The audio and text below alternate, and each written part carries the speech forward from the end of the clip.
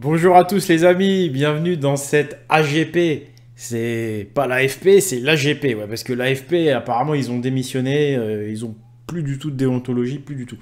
Donc maintenant, c'est l'AGP, l'agence Gaulle Presse. Et là, on est obligé de faire un truc en urgence parce que, bah, ça y est, le coq gaulois a chanté, le coq vermeil qui est dans la mythologie nordique, hein, qui est dans l'Edda, même plus exactement. Donc ça y est, il a annoncé la grande bataille contre les géants. Bah ouais, ça y est, les géants, ils veulent nous asservir, le loup est énorme, ils sont en train de tout manger financièrement, mais en plus de ça, ils veulent nous posséder. Là, ils ont dit qu'il fallait qu'on soit des cerfs, ça y est. C'est-à-dire que pour bouger, pour aller acheter manger, il faudra que tu aies un QR code. Hein. Il faudra que tu aies la marque de leur bête, là. Tu seras plus qu'un QR code, quoi. Donc moi, non, je suis pas un QR code. Non, non, pas du tout. Euh, donc là, bah c'est le moment, les gars. Ça y est, c'est le grand moment. C'est le début du Ragnarok. Voilà, c'est le réveil des dieux.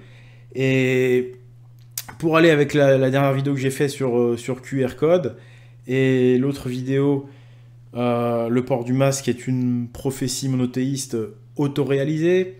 Et c'est un complot monothéiste. Là, ça va aller parfaitement avec ces vidéos.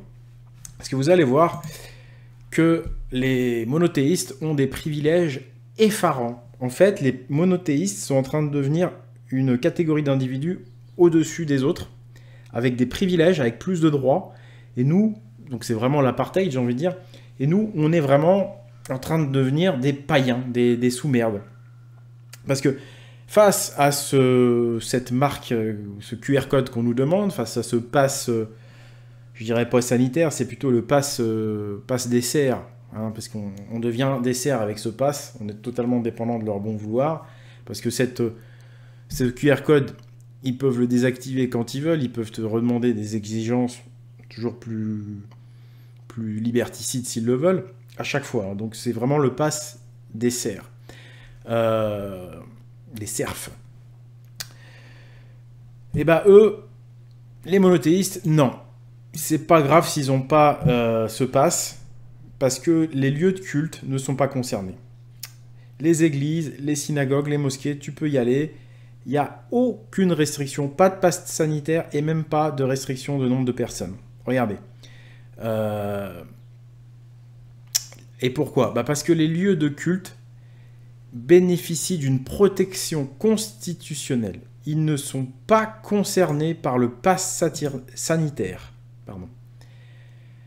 Ils sont protégés, ils sont au-dessus du lot. Tu vois? Et ça, c'est le Conseil d'État qui l'a dit. Regardez déjà, rien qu'en novembre 2020 déjà. En novembre 2020, le Conseil d'État avait notamment donné gain de cause à l'Église catholique. Qu'on arrête de me dire que l'Église n'a aucun pouvoir. Le Conseil d'État a cassé la jauge des 30 fidèles imposés par décret gouvernemental. C'est-à-dire que le Conseil d'État est au-dessus du gouvernement et il tranche en faveur de l'Église catholique. Et ça a fait jurisprudence, tout ça. Donc, tout ce qui est synagogue, mosquée, c'est pareil. Ils ont le droit au même droit, je veux dire. Pas de jauge, c'est-à-dire même pas de limitation de personnes. Et donc là, absolument pas de passe sanitaire de demander. C'est vraiment, eux, ils restent libres.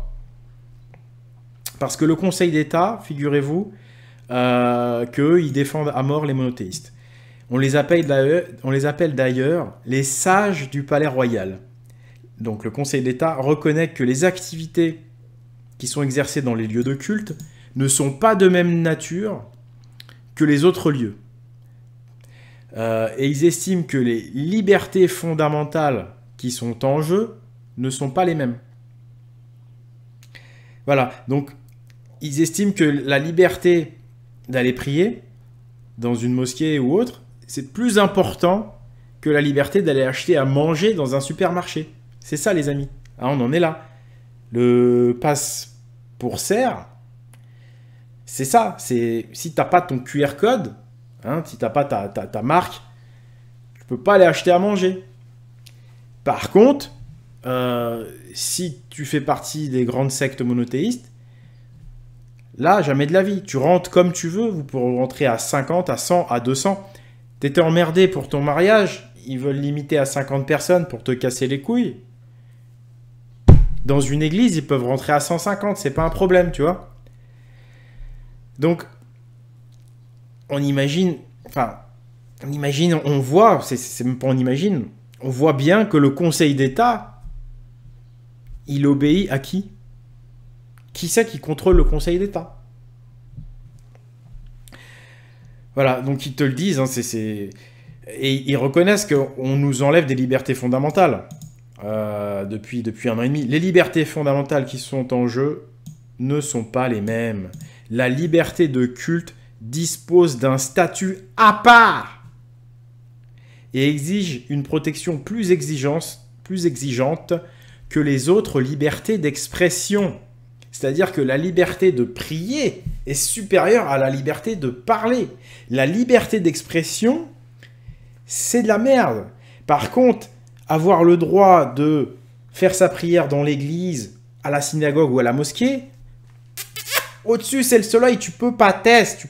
C'est beaucoup plus important que la liberté d'expression. Tu comprends? C'est ce que le Conseil d'État a dit, c'est ce que les sages du Palais Royal ont dit. Ceux qui peuvent casser tout ce que Macron fait, ceux qui sont au-dessus de Macron, tu vois.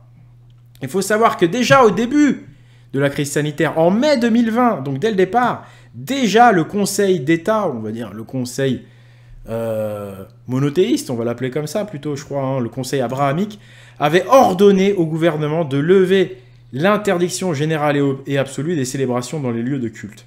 Donc eux, ils ordonnent à Macron, tu vois. Le Conseil d'État ordonne à Macron, tu ne touches pas aux religions, ils peuvent faire ce qu'ils veulent.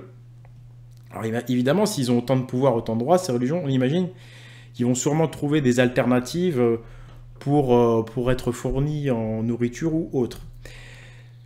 Maintenant, chers païens, chers sous-humains qui vont devoir absolument avoir un pass pour serre, que les croyants, visiblement, ils vont sûrement avoir une solution de contournement, puisque on voit déjà qu'ils sont au-dessus de Macron, le Conseil d'État il dit non, laisse-les prier, tranquille, c'est plus important. Et pour le vaccin lui-même, eh bien, figurez-vous que l'épiscopat français, donc tous ceux qui font autorité en France, tous les évêques, tout ça, bref, les évêques chrétiens, ne prennent pas position sur la vaccination. La conférence des évêques de France a réagi aux déclarations.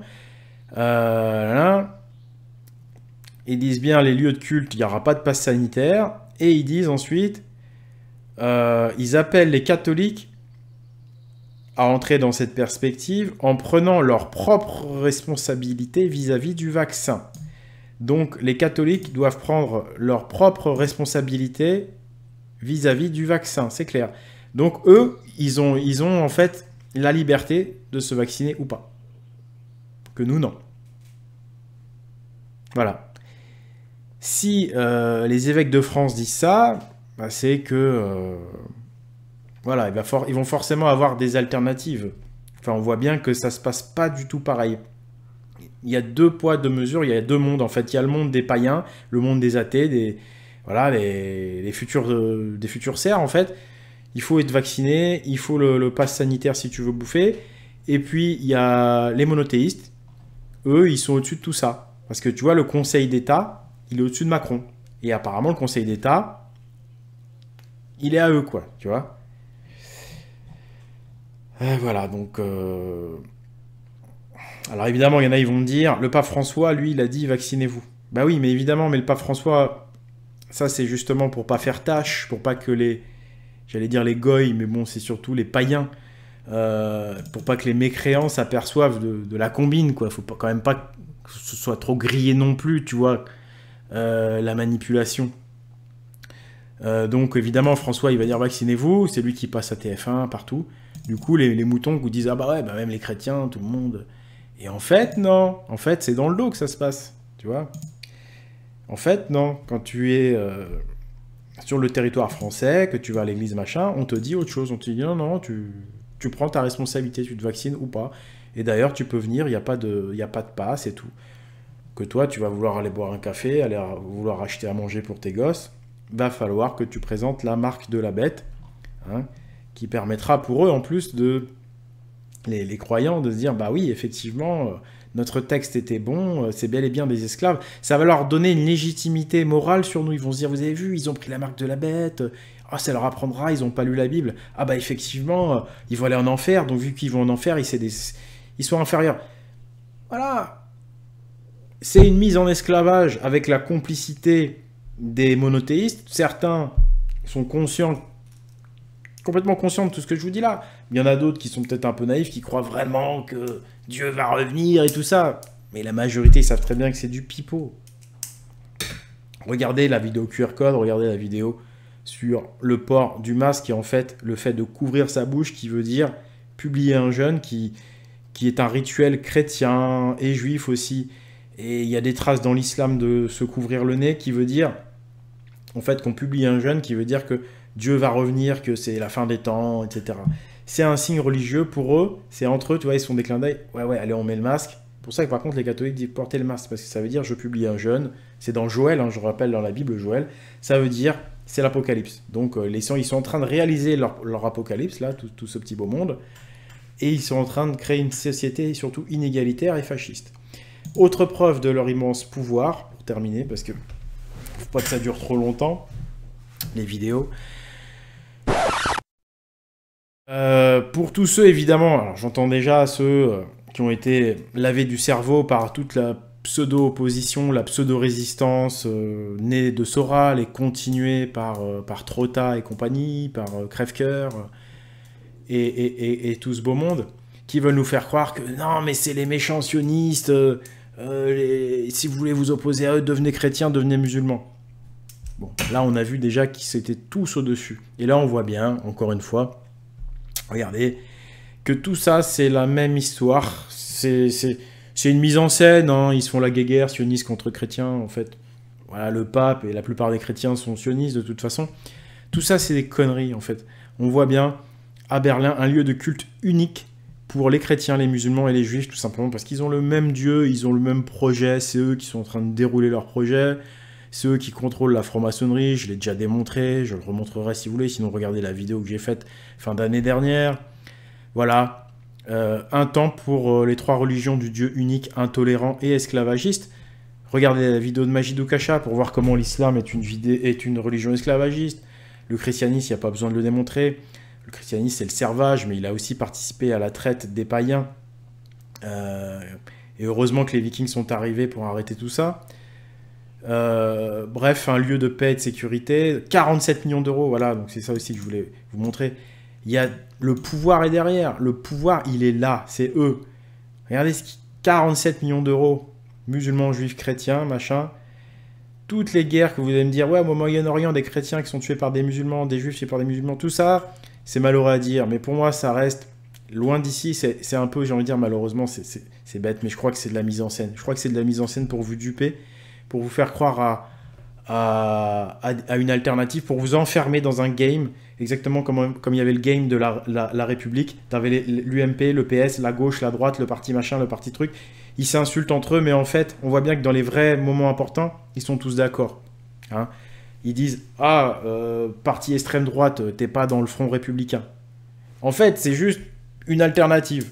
L'alternative, elle est « Oh là là, c'est Satan !» Et bah là, c'est pareil. En fait, ils se font la guerre. Musulmans contre chrétiens, etc. Mais en fait, c'est du pipeau. On vous met juste l'esprit dans un autre game avec soi-disant d'autres alternatives, d'autres forces qui se battent. Mais en fait, c'est les mêmes forces qui ont le même projet. Elles sont toutes abrahamiques. Elles veulent tous faire descendre le cube de Satan. Saturne, Satan. La Jérusalem céleste. Voilà, les Abraham, machin, Jésus qui est dans toutes les religions, même s'il y en a une où il l'aime pas, les deux autres, il l'aiment bien.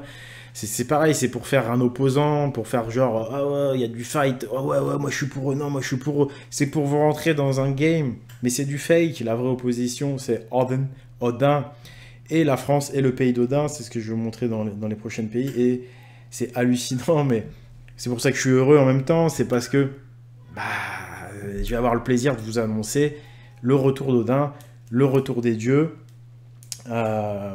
Voilà. Ces gens-là vouent un culte à un dieu qui a été esclavagiste, qui revendique l'obéissance, qui n'a qu'une seule opinion, qu'une seule pensée. Et ben moi, je vais vous montrer comment on peut louer un culte à une déesse de la liberté, à un dieu de l'égalité, un dieu de la justice, un dieu qui va vous pousser à avoir la connaissance, Odin en l'occurrence, un dieu qui va lutter contre les inégalités, contre l'injustice, Thor, il y a Tyr aussi, toutes ces magnifiques histoires. Voilà, en fait, c'est de la religion, mais au fond, c'est de la politique derrière. Est-ce que tu veux défendre ta liberté, l'égalité? Est-ce que tu veux lutter contre les injustices? Ou est-ce que tu es pour des statuts, que tu es pour que l'État contrôle tout? Donc voilà, ben, heureusement que les ancêtres ont laissé des traces en France de la force opposée, celle des forces de liberté, qui pour lutter face à ce dieu sanguinaire, dieu du sacrifice, bah, on a besoin des dieux, on a besoin des déesses qui incarnent les autres valeurs. C'est comme ça, on avait oublié bah ouais, de rendre un culte à la liberté, de rendre un culte à Marianne. Regardez comme ils la salissent. Allez, bah, c'est la fin de cet AGP. Merci, à bientôt et au revoir.